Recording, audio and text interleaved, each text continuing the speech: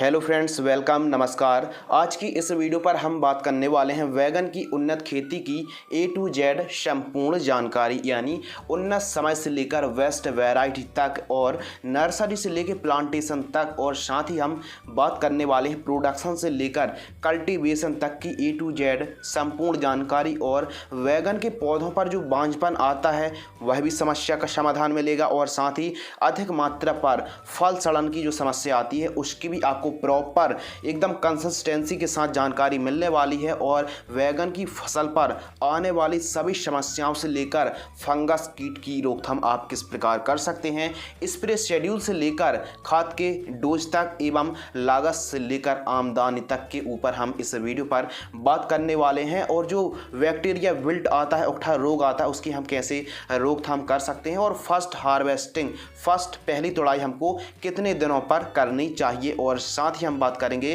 खेत तैयार करने से लेकर वैडों पर हमको कौन सी खाद देनी चाहिए, कितनी मात्रा पर देनी चाहिए, और साथ ही फल फूल कम आने से लेकर पीलापन दूर करने तक की समस्या, और साथ ही कम लागत पर ज़्यादा से ज़्यादा आप मुनाफा कैसे निकाल सकते हैं। चाहे आप बैगन घर पर एक पौधा ग्रो करें या फिर 100 एकड़ पर बैगन लगाएं, यह जानकारी कोई किताबी जानकारी नहीं है। यह जानकारी एकदम सटीक जानकारी, प्रैक्टिकली जानकारी हम आपके साथ शेयर करने वाले हैं। ऐसी खादें जो आपके पौधे को फल और फूल से भर देंगी। तो उपयुक्त सभी टॉपिक को डिटेल में समझने के लिए और इस वीडियो को अंत तक जरूर देखिएगा। तो मैं आपका होस्ट एंड दोस्त शिव कुमार, और भाई आप देख रहे हैं कृषि क्षेत्र भारत का number 1 YouTube channel the advance agriculture, जहां आपको जानकारी मिलती है फसलों की ए टू जेड। आप सभी किसान भाइयों का मोस्ट वेलकम है वैगन की एक न्यू वीडियो पर। तो चलिए सबसे पहले बात करते हैं सूटेबल टाइम के बारे में, यानी अनुकूल समय वैगन के लिए कौन सा है। तो बरसात के लिए आप जो एकदम परफेक्ट टाइम है जून और जुलाई महीने पर लगा सकते हैं। और गर्मियों की बात करें तो अक्टूबर, नवंबर और दिसंबर महीने पर आप बैगन की खेती कर सकते हैं। इसके अलावा बात करते हैं सॉइल एंड टेम्परेचर।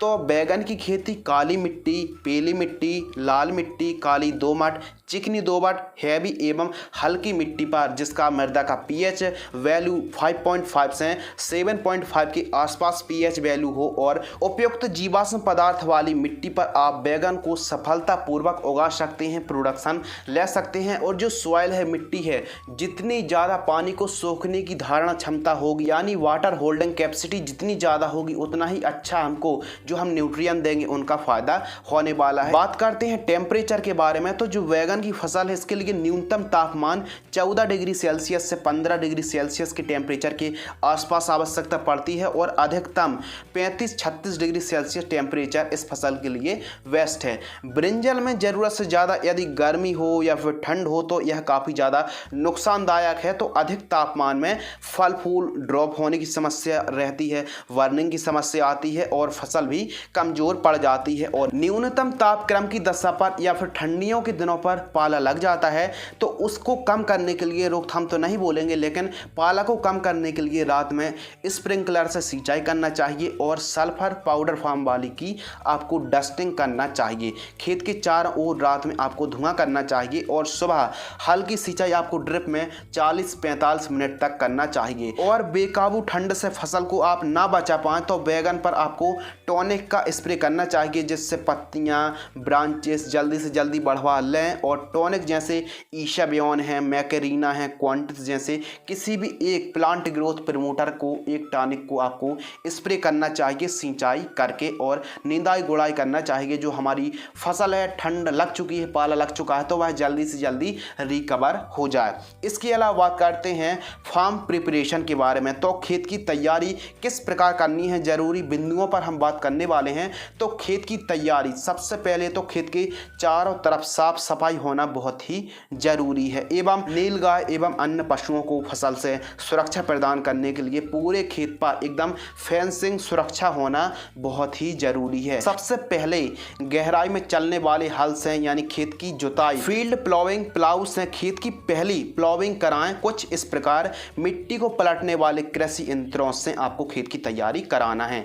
इसके बाद 15 से 30 दिनों तक तेज धूप आपको लगाना है। उससे क्या होगा कि जो मोथा घास है उसकी जो जड़ें होती हैं, उसकी जो गांठें होती हैं वह सूख जाती हैं और मिट्टी में ठीक तरीके से वायु संचार बढ़ जाता है, तो उत्पादन बढ़ता है। यदि हम प्लाऊ चलवाते हैं तो उसके बाद हमको 15 से 30 दिनों की तेज धूप लगवाना है। उसके बाद कल्टीवेटर से खेत को एकदम समतल करा देना है। अंतिम बार मिट्टी को भुरभुरी करने वाला रोटोवेटर से हमको मिट्टी को ठीक तरीके से एकदम समतल हो जाए, एकदम भुरभुरी हो जाए, तो अंतिम बार या तो आप हैरो से या फिर आप रोटोवेटर से मिट्टी को एकदम भुरभुरी करा दीजिए। बात करते हैं अगले टॉपिक के बारे में, बेड प्रिपरेशन।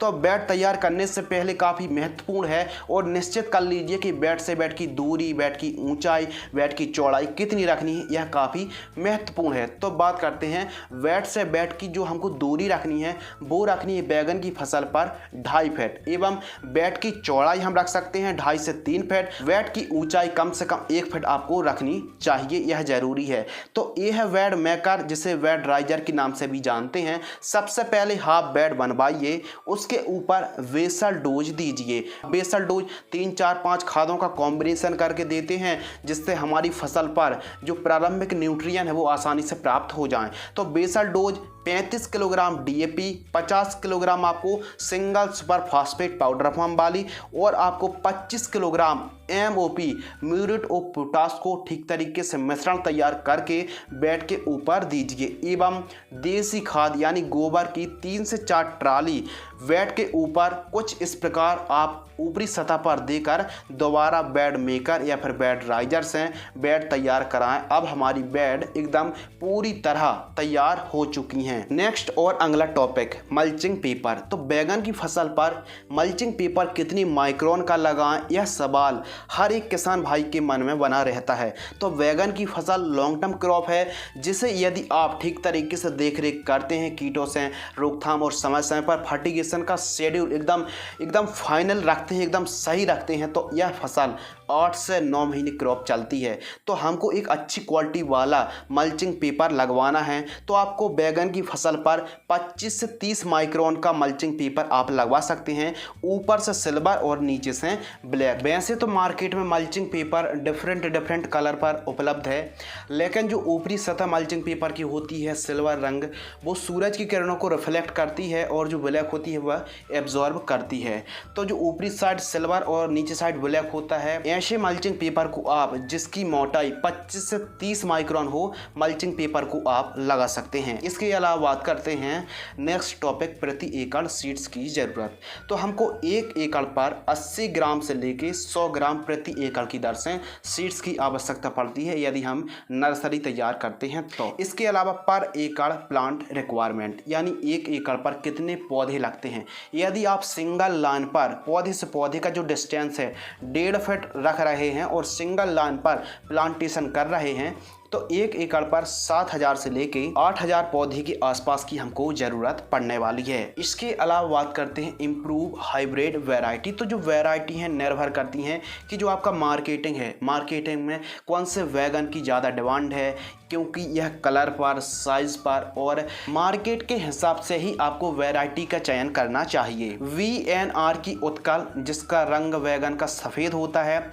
कलश जो जनक F1 आती है, जिसके वैगन का थोड़ा सा स्मॉल साइज ब्लैक रंग में आती है। भरमा के वैगन या फिर छोटे वैगन जो साइज होता है छोटे वैगन का, उनको भी आप लगा सकते हैं। शनगिरो का जो प्रगति के नाम से आता है हाइब्रिड वैरायटी, इसको भी लगा सकते हैं। और मार्केट में बहुत सारी वैरायटी ऐसी उपलब्ध हैं जो एरिया के हिसाब से बनाई गई हैं, आप एरिया के मुताबिक चयन कर सकते हैं। इसके अलावा बात करते हैं नर्सरी प्रिपरेशन। तो नर्सरी किस प्रकार तैयार करनी है वैगन की, आइए समझते हैं। यदि साधारण तरीके से खेती कर रहे हैं तो क्यारियों में ही आप कुछ इस प्रकार नर्सरी तैयार कर सकते हैं, और यदि आप मल्चिंग ड्रिप पर खेती कर रहे हैं तो प्रो ट्रे पर ही आपको नर्सरी तैयार करनी है। प्रो ट्रे पर नर्सरी तैयार करने से एकदम स्वस्थ जर्मिनेशन, एकदम स्वस्थ पौधा तैयार होता है और जल्दी तैयार होता है। तो प्रो ट्रे पर, प्लास्टिक की ट्रे पर आप किस प्रकार नर्सरी तैयार कर सकते हैं, आइए जानते हैं। कोकोपिट खाद नारियल की खाद मार्केट में 40 से 45 रुपये के आसपास प्रति किलोग्राम आसानी से उपलब्ध हो जाती है। बर्मी कंपोस्ट लेना है आपको, जो बर्मी कंपोस्ट का रेशो लेना है आपको, कोकोपिट खाद लेना है 2 हिस्सा और आपको 1 हिस्सा लेना है बर्मी कंपोस्ट। इनको ठीक तरीके से मिक्स करना है और फंगीसाइड भी मिक्स कर लीजिए आप इस मिश्रण पर। मैंकोजेब प्लस कार्बेंडाजिम युक्त जो फफूंदनाशक आती है, बर्मी कंपोस्ट नारियल की खाद के साथ बर्मी कंपोस्ट को और फंगीसाइड को मिश्रण तैयार करके आपको प्रो ट्रे पर कोकोपिट का यह मिश्रण ठीक तरीके से भर देना है और उंगली पर ठीक तरीके से 2-2 सेंटीमीटर की गहराई में एक बीजों की बुआई कर देना है। फिर उसके ऊपर से फिर वापस से मिश्रण भर देना है और 3 से 4 दिनों के लिए आप कुछ इस प्रकार कवर करके रख देना है और 4 दिनों बाद आप नेट खींचकर झोपड़ी या फिर तंबू बनाकर बाहर रख दीजिए। सुबह शाम आवश्यकता अनुसार हैंड स्प्रिंकलर से आपको सिंचाई करना है।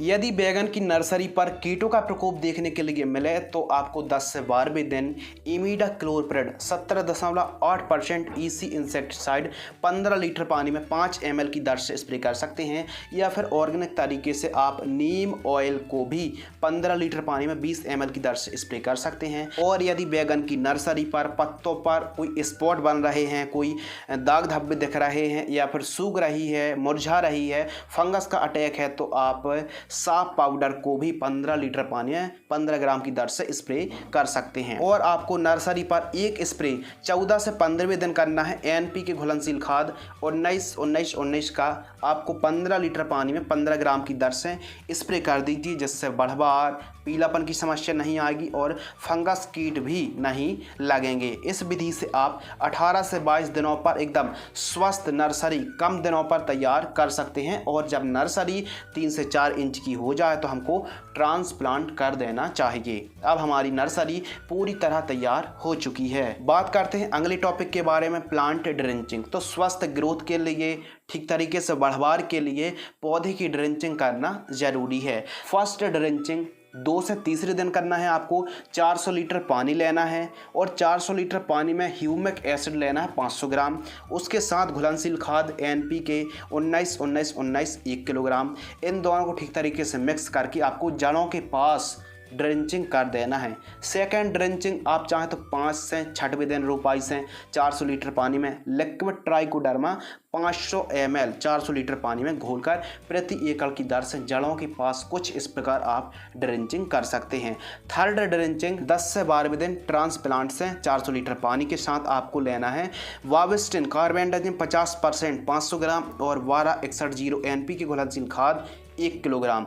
इन दोनों को मिक्स करके ठीक तरीके से आप जड़ों के पास ड्रेंचिंग कर दीजिए 400 लीटर पानी में घोलकर। एथी ड्रेंचिंग। किसान मित्रों, बात करते हैं सबसे इम्पोर्टेंट, सबसे महत्वपूर्ण टॉपिक के बारे में, स्प्रे शेड्यूल। अब हमारी बैगन की फसल पर तरह तरह के कीट, फंगस, नेमेटोड्स जैसी समस्या आती है, तो इनकी रोकथाम करने के लिए देखिए हम आपको स्प्रे शेड्यूल तो बताएंगे ही, साथ में हम एक एक रोगों का हम विश्लेषण करते हैं और उसे आप कैसे समय रहते कंट्रोल कर सकते हैं। तो बैगन की फसल पर जैसे कीट लगते हैं, तना छेदक यानी स्टेम बोरर, फल छेदक यानी फ्रूट बोरर, शुंडी लार्वा, सफ़ेद मक्खी यानी व्हाइट फ्लाई, सकिंग पेस्ट यानी रस चूसक कीट, रेड माइट और नेमेटोड्स जैसी समस्याएं आती हैं। फंगस और रोगों की बात करें तो डिजीज मुख्य रूप से विलाइट यानी झुलसा, छोटी पत्ती रोग, root rot, bacterial wilt, leaf spot, powdery mildew, downy mildew और कॉलर रूट के साथ साथ ब्रिंजल पर लिटिल लीफ होती है यानी छोटी पत्ती रोग, इसको भी आप कैसे कंट्रोल कर सकते हैं। तो सबसे पहले बात करते हैं तना छेदक यानी स्टेम बोरर। बैगन की फसल पर शुरुआती चरणों से ही तना छेदक का प्रकोप देखने के लिए मिलता है, जो तने को छेद कर यानी तने को काट देता है और काफ़ी ज़्यादा नुकसान पहुंचाता है। तो इनके लिए जो हम आपको दवाई बता रहे हैं, कोई एक भी आप स्प्रे कर लेते हैं तो आपको काफ़ी अच्छा रिजल्ट मिलेगा। फ्लूवेंडियामाइड 8.33% प्लस डेल्टा मैथ्रीन 5.56% को आप स्प्रे कर सकते हैं, या फिर क्लोरेंट्रा नीलिप्रोल और लैम्डासालोथ्रीन का स्प्रे कर सकते हैं। इसके अलावा कार्बोफ्यूरान ग्रेन्यूल्स दानेदार कीटनाशक का प्रयोग कर सकते हैं। एमामेक्टिन बेंजोएट का भी प्रयोग कर सकते हैं। थियोडिक कार्ब इंसेक्टिसाइड का भी आप प्रयोग कर सकते हैं। ब्रांड नेम की बात करें तो वायर की फेनोक्विक, एम्पलीगो, प्रोक्लेम, अलांटो, एचपीएम कंपनी की जो डॉन 3G आती है, इनको आप प्रयोग कर सकते हैं तना छेदक की रोकथाम करने के लिए कोई एक का। इसके अलावा बात करते हैं फल छेदक यानी फ्रूट बोरर। तो फल सड़न की जो समस्या आती है फल छेदक से ही होती है, तो इसकी रोकथाम करने के लिए कोई एक कीटनाशक का आप स्प्रे कर सकते हैं। इसकी रोकथाम करने के लिए जो सोमी पथ कीटनाशक आती है इसका स्प्रे कर सकते हैं, या फिर आप एम्पलीगो, टाटा की सबमेट, या फिर वायर की लार्मेन, डेलीगेट, ट्रेसर, एफएमसी की मार्शल, या फिर कार्बोफ्यूरॉन 25% EC कोई एक का स्प्रे आप कर सकते हैं फल छेदक की रोकथाम करने के लिए। बात करते हैं अगले कीट के बारे में, सफ़ेद मक्खी, जिसे हम इंग्लिश पर वाइट फ्लाई कहते हैं। तो यही वायरस को सबसे ज़्यादा फैलाती है, सकिंग पेस्ट है यानी रस चूसक कीट है। तो इसकी रोकथाम करने के लिए आप कोई एक कीटनाशक का स्प्रे कर सकते हैं, जैसे एसिटामिप्रिड आता है 20% SP, या फिर GSP का SLR 525 लैनो इंसेक्टिसाइड, BSF कंपनी की सेफिना, या फिर UPL कंपनी की ऊलाला इंसेक्टिसाइड जिसमें फ्लोनिका माइड 50% WG इंसेक्टिसाइड, किसी भी एक को आप सफ़ेद मक्खी की रोकथाम करने के लिए स्प्रे कर सकते हैं। इसके अलावा अगले कीट एफिड, जैसेड और थ्रिप्स जैसे रस चूसक कीटों की रोकथाम करने के लिए आप डाव की डेलीगेट स्प्रे कर सकते हैं, लांसर गोल्ड को स्प्रे कर सकते हैं जिसमें एसिफेट और इमिडाक्लोप्रिड है, रोगोर को स्प्रे कर सकते हैं जिसमें डाइमेथोइड 30% EC है, वायर कंपनी की मोमेंटो एनर्जी का स्प्रे कर सकते हैं, या फिर सिजेंटा कंपनी की एक इंसेक्टिसाइड का भी आप स्प्रे ले सकते हैं। इसके अलावा माइट्स की रोकथाम करने के लिए यानी रेड माइट की रोकथाम करने के लिए एवासिन है, ओबेरॉन है, पायरिप्रॉक्सीफेन 5% EC आती है, या फिर धानुका कंपनी की ओमाइट्स जैसी किसी भी मकड़ी नाशक का यदि आप स्प्रे करते हैं तो बैगन की फसल पर यदि रेड माइट या फिर मकड़ी का प्रकोप है तो ही आप किसी एक का स्प्रे कर सकते हैं। बैगन की फसल पर नेमेटोड्स जैसी भी समस्या आती है, अब ब्रिंजल की जो जड़ें होती हैं उस पर सूत्रकृमि का प्रकोप यानी हमारे बैगन के पौधों की जड़ों के पास एक प्रकार की गांठें बन जाती हैं जिससे पौधा ठीक तरीके से न्यूट्रिएंट, वाटर, मिनरल्स को एब्जॉर्ब नहीं कर पाता है, यानी एक प्रकार की रुकावट पैदा करता है पोषक तत्वों को। जाइलम और फ्लोएम की जो प्रोसेस होती है उसको यह रोकता है, यानी ठीक तरीके से हमारा पौधा भोजन को ग्रहण नहीं कर पाता, न्यूट्रिएंट को ग्रहण नहीं कर पाता है, तो जड़ों के पास गांठें बन जाती हैं। तो गांठें ना बने या फिर आपको समय पर नेमेटोड्स के कंट्रोल के लिए रोकथाम करने के लिए जैसे वायर कंपनी की वेलम प्राइम आती है 350 ml प्रति एकड़ की दर से जड़ों के पास आप ड्रिप से छोड़ सकते हैं या फिर ड्रेंचिंग कर सकते हैं। बैगन की फसल पर एक और समस्या आती है ट्रांसप्लांट के बाद कॉलर रॉट की समस्या, यानी पौधा जो होता है तने के पास से गल जाता है। पानी का आपको मेंटेनेंस सही से सुधार के रखना है, और तो कंट्रोल और रोकथाम की बात करते हैं तो आपको ड्रेंचिंग करना पड़ेगा, स्प्रे से काम चलने वाला नहीं है, आपको ड्रेंचिंग करना पड़ेगा। बैगन का प्लांट यदि गलन की समस्या आती है, कॉलर रोट की समस्या आती है तो आपको थायोफेनेट मिथाइल को आपको 500 ग्राम 200 लीटर पानी में घोलकर आपको प्रति एकड़ की दर से ड्रेंचिंग करना चाहिए, या फिर आपको जो एलेट फफूंद नाशक आता है 500 ग्राम आपको जड़ों के पास ड्रेंचिंग कर सकते हैं प्रति एकड़ की दर से, दोनों में से किसी एक को। बात करते हैं बैगन की फसल पर आने वाली और भी गंभीर समस्या ब्रिंजल लिटिल लीफ यानी छोटी पत्ती, जिसे हम बांझपन के नाम से भी जानते हैं। यह एक वायरस है, इसके लिए रेजिस्टेंस वैरायटी आपको लगाना है। खेत में आने पर पौधे को खेत से आपको बाहर ले जाके कहीं दूर गड़ा देना है। इसके अलावा यह रोग रस चूसक कीट एफिड और सफ़ेद मक्खी फैलाती है। समय समय पर आपको वाइट फ्लाई और एफिड का स्प्रे लेते रहना है, और कॉपर, मैग्नीशियम, सिलिकॉन का भी आपको समय समय पर स्प्रे लेना है। कीटनाशक का आपको टाइम टाइम पर स्प्रे लेना बहुत ही ज़रूरी है। रोकथाम की बात करें तो आपको प्रिवेंटिव के लिए एमामेक्टिन बेंजोएट 1.9% EC 250 ml प्रति एकड़ की दर से ड्रिप में छोड़ सकते हैं। स्प्रे पर आप सिलिकॉन और बोरॉन का स्प्रे करें। सिलिकॉन 300 ग्राम और बोरॉन 250 ग्राम 150 लीटर पानी में प्रति एकड़ की दर से स्प्रे कर सकते हैं। इसके अलावा इमिडाक्लोप्रिड 17.8% EC बार की कॉन्फिडोर 15 लीटर पानी में 10 ml की दर से स्प्रे कर सकते हैं। इसके अलावा सफ़ेद मक्खी और रस चूसक कीट की रोकथाम करने के लिए आप फिप्रोनेल प्लस पाइप्रॉक्सीफेन 10% EC का स्प्रे आप ले सकते हैं। जो बैगन की फसल पर छोटी पत्ती रोग है, यह सफ़ेद मक्खी और रस चूसक कीट फैलाने का काम सबसे ज़्यादा करता है और यह एक वायरस है, तो इसे आप कंट्रोल कर सकते हैं। यदि आप वाइट फ्लाई की प्रॉपर स्प्रे करते हैं तो यह रोग कंट्रोल हो जाएगा। यदि हमारी फसल पर एक दो पौधे छोटी पत्ती रोग से ग्रसित हैं तो उनको आप खेत से बाहर कर दीजिए। इसके अलावा बात करते हैं ब्लाइट स्पॉट डाउनी मिल्ड्यू की रोकथाम। आप यह जो फंगस आते हैं तो इनकी रोकथाम करने के लिए, या ब्लाइट हो, स्पॉट हो, डाउनी मिल्ड्यू हो, तो इनकी रोकथाम करने के लिए जैसे बायर कंपनी की सेक्टेन फफूंदनाशक आती है 500 ग्राम की दर से स्प्रे कर सकते हैं, या फिर रोको फंगिसाइड 500 ग्राम की दर से स्प्रे कर सकते हैं, या फिर कार्बेंडाजिम प्लस मैंकोजेब जो साफ आती है उसको भी आप 400 ग्राम की दर से स्प्रे कर सकते हैं, या फिर BASF कंपनी की एक्रोबैट फंगिसाइड आती है 200 ग्राम की दर से स्प्रे कर सकते हैं, या फिर एंट्राकोल फंगिसाइड 400 ग्राम प्रति एकड़, या फिर कॉपर ऑक्सीक्लोराइड 300 ग्राम प्रति एकड़ की दर से इनमें से किसी भी एक को आप स्प्रे करते हैं तो ब्लाइट स्पॉट डाउनी मिल्ड्यू को आप आसानी से कंट्रोल कर सकते हैं। किसान भाइयों, ये थे बैगन की फसल पर आने वाले कीट फंगस। उसके हिसाब से आप किसी एक दवा का चयन करके भी स्प्रे करते हैं तो बैगन की फसल पर लगने वाले फंगस कीट को आप पहचान कर बड़े ही आसानी से कंट्रोल कर सकते हैं। किसान भाइयों, बात करते हैं स्प्रे शेड्यूल के बारे में। तो जो स्प्रे डिपेंड करता है कि हमारी बैगन की फसल पर क्या कोई फंगस हैं, क्या फल फूल कम आ रहे हैं, क्या कोई कीटों का भी प्रकोप है, क्या कोई फंगस का भी प्रकोप है, तो उसके हिसाब से ही, यानी हमारी फसल की कंडीशन सिचुएशन को देखते हुए ही, यानी बैगन की फसल पर जो आप स्प्रे कर रहे हैं आवश्यकता अनुसार करें, पहली बात। दूसरी बात, कौन कौन से पोषक तत्वों की कमी है, तो चलिए शुरू करते हैं। और जो हम आपको स्प्रे बताएंगे यह 15 लीटर का जो पंप आता है उसके हिसाब से ही हम आपको क्वांटिटी बताएंगे, डोज बताएंगे। तो फर्स्ट स्प्रे, जब बैगन की फसल पौध रोपाई से 10वें दिन की होती है TP से, तो आपको रोगोर यानी डाइमेथॉयड 30% EC 25 ml लेना है, और M45 यानी मैंकोजेब 75% WP फंगिसाइड 30 ग्राम लेना है। 15 लीटर पानी में आपको जो पंप आता है उसमें घोल करके आपको स्प्रे कर देना है। सेकंड स्प्रे आपको करना है जब आपकी बैगन की फसल TP यानी ट्रांसप्लांट से 20वें दिन की हो, तो आप इमिडाक्लोप्रिड और एसिफेट का जो कॉम्बिनेशन आता है UPL कंपनी के लांसर गोल्ड को लेना है 35 ग्राम, सागरिका लिक्विड को लेना है 30 ml। इन दोनों को 15 लीटर पानी में घोल करके आपको स्प्रे कर देना है।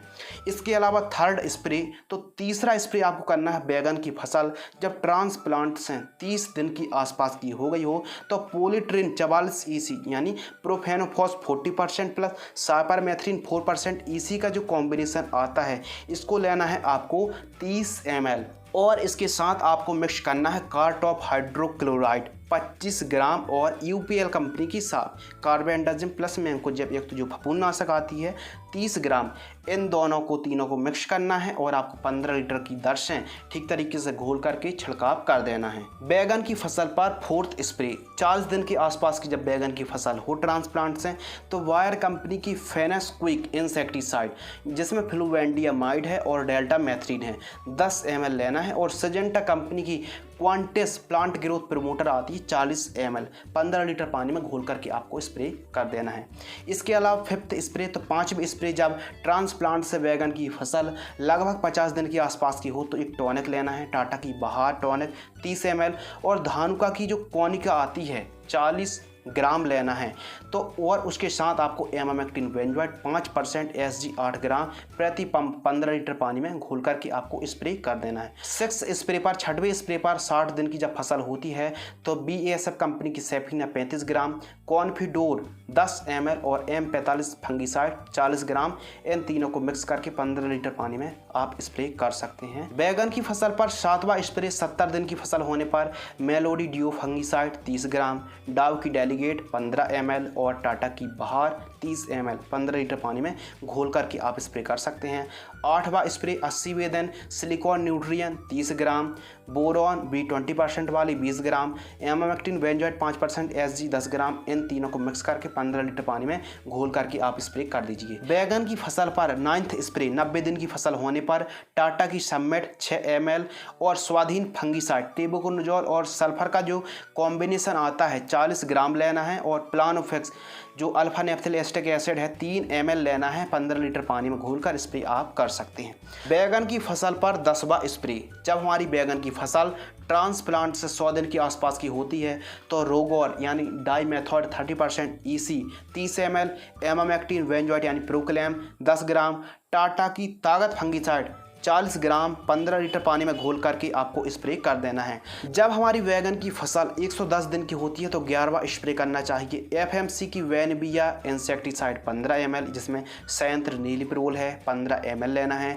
स्ट्रेप्टोसाइक्लिन सल्फेट किसी भी अच्छी कंपनी का आपको 0.5 ग्राम लेना है 15 लीटर पानी में। और M45 यानी मैंकोजे 75% WP फंगिसाइड 40 ग्राम, इन तीनों को मिक्स करके ठीक तरीके से आपको स्प्रे कर देना है 15 लीटर पानी की दर से। जब बैगन की फसल 120 दिन की होती है तो बार स्प्रे करना चाहिए। एम्प्लीगो 8 ml, सिजेंटा कंपनी की कवच फंगिसाइड 30 ग्राम, इन दोनों को मिक्स करके 15 लीटर पानी की दर से स्प्रे कर दीजिए। जब बैगन की फसल 130 दिन की होती है तो आपको बाहर की अलांटो 25 ml, एमामेक्टिन बेंजोएट 8 ग्राम, एंट्राकोल 40 ग्राम की दर से स्प्रे कर दीजिए 15 लीटर पानी में। बैगन की फसल जब 150 दिन के आसपास की होती है तो सुमिटोमो की जो सुमी प्रेम पथ कीटनाशक आती है 35 ml, लेनो कीटनाशक 30 ml, डुपॉन्ट की करजट फंगिसाइड 60 ग्राम, इन तीनों को मिक्स करके 15 लीटर पंप की दर से आपको स्प्रे कर देना है अपनी बैगन की फसल पर। इसके अलावा 165 दिन की फसल पर डाव की डेलीगेट इंसेक्टिसाइड 14 ml,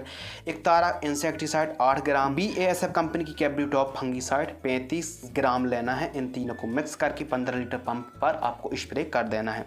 इसके अलावा जब आपकी बैगन की फसल 175 दिन की होती तो टाटा की समिट 6 ml, 19-19-19 60 ग्राम, बोरॉन 20 ग्राम, इन तीनों को मिक्स करके 15 लीटर पानी में घोलकर स्प्रे कर देना है। जब बैगन की फसल 150 दिन की होती ट्रांसप्लांट से तो आपको 15 लीटर पानी में Solomon insecticide 14 ml, UPL company की लांसर गोल्ड 40 ग्राम, सिजेंटा कंपनी की टिल्ड फंगिसाइड 10 ml, इन तीनों को मिक्स करके 15 लीटर पानी में घोल करके स्प्रे कर देना है। जब हमारी बैगन की फसल 200 दिन के आसपास की होती है तो हमको वायर कंपनी की फेम 6 ml, नागार्जुन कंपनी की इंडेक्स फंगिसाइड लेना है 15 ग्राम और फेंटाक प्लस टॉनिक लेना है हमको 10 ml, 15 लीटर पानी में घोल करके स्प्रे कर देना है। तो ये थे 200 दिन तक के स्प्रे शेड्यूल। किसान भाइयों, अब बात करते हैं खाद का शेड्यूल यानी fertigation A to Z schedule के बारे में। तो पहली खाद ट्रांसप्लांट से 10वें दिन प्रति एकड़ की दर से जानकारी प्राप्त होगी। तो जो NPK घुलनशील खाद आती है 19-19-19 2 किलोग्राम ड्रिप से आप छोड़ सकते हैं। आपकी जब बैगन की फसल 20 दिन की होती है तो दूसरी खाद पर आप NPK 1261 2 किलोग्राम 19-19 2 किलोग्राम ड्रिप सिंचाई से छोड़ दीजिए। तीसरी खाद 30वें दिन प्रति एकड़ की दर से NPK 05234 3 किलोग्राम, ह्यूमिक एसिड 500 ग्राम की दर से आप छोड़ सकते हैं।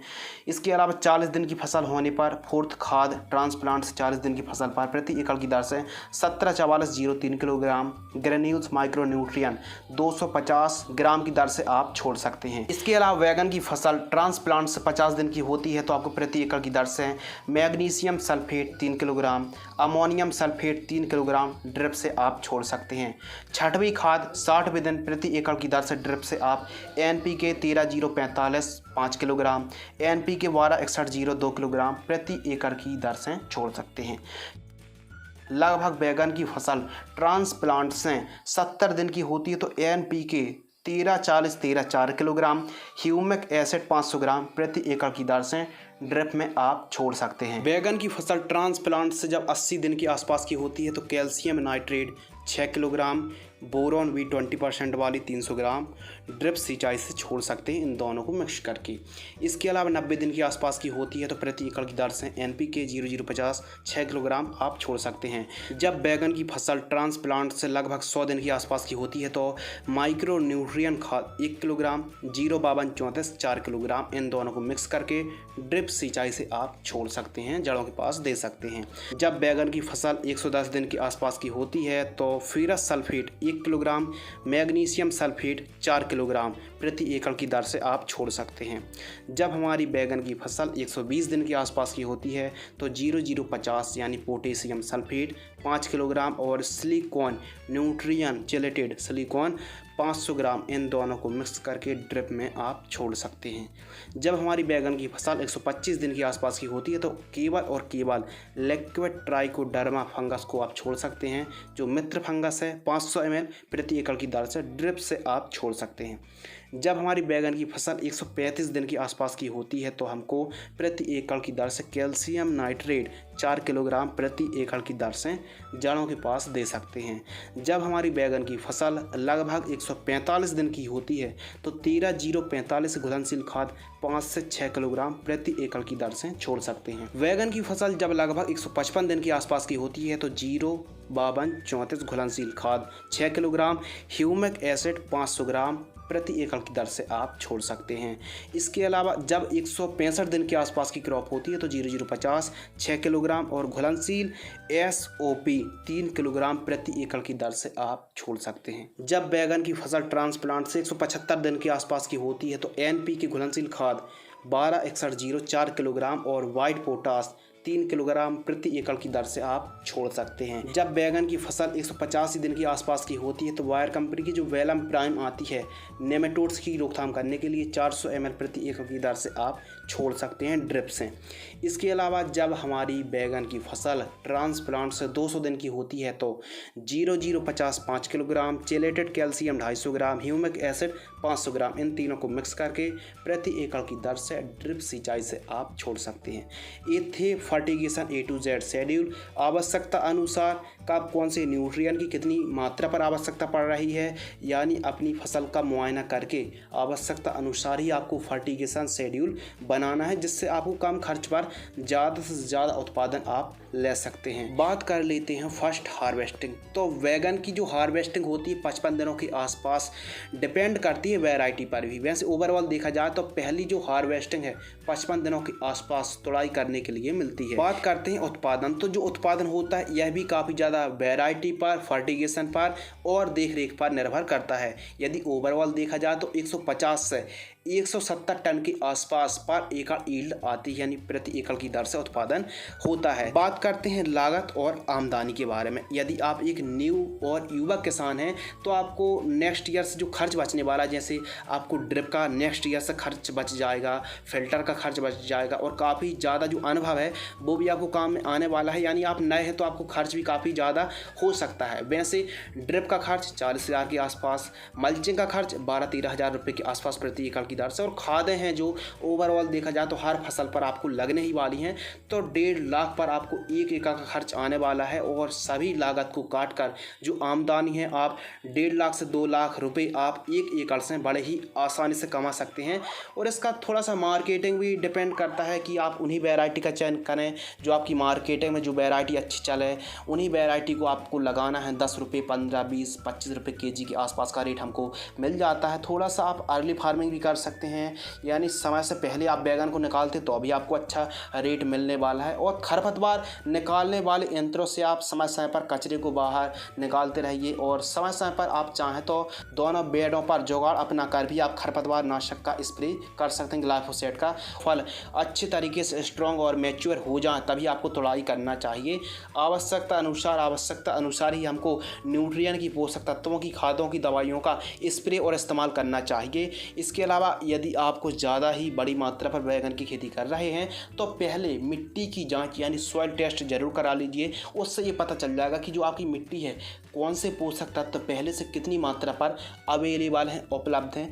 ऐसा करने से आपकी जो लागत है काफ़ी हद तक कम हो सकती है। तो इस प्रकार यदि आप बैगन की खेती करते हैं तो कम से कम लागत पर एक अच्छे तरीके से, बेस्ट तरीके से बैगन का प्रोडक्शन निकाल पाएंगे। तो इसी प्रकार आप खेती किसानी से जुड़ी जानकारी पाने के लिए आप हमारे इस YouTube चैनल के साथ जुड़े रहिए। अधिक जानकारी के लिए आप हमारी वेबसाइट advancedagriculture.in पर भी विजिट कर सकते हैं। तो मैं आपका होस्ट एंड दोस्त शिव कुमार, मिलते हैं कुछ और इंटरेस्टिंग, ज्ञानवर्धक, नॉलेजेबल जानकारी के साथ। तब तक के लिए धन्यवाद। जय जवान, जय किसान।